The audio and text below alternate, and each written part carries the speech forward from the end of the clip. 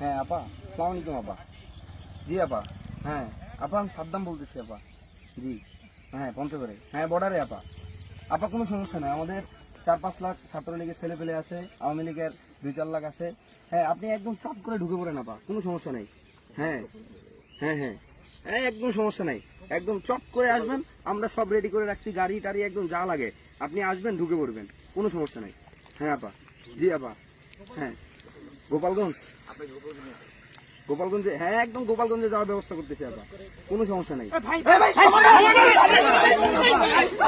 সমন্বয় চলে আসতেছে আপা, একদম কেন্দ্রীয় সমন্বয়, সার্বিক হাসনা ধরে সবাই চলে আসছে আপা। আপা আপনি চট করে চলে যান, হ্যাঁ আপনি যেরকম চট করে আসছিলেন ওইভাবে চট করে চলে যান আপা।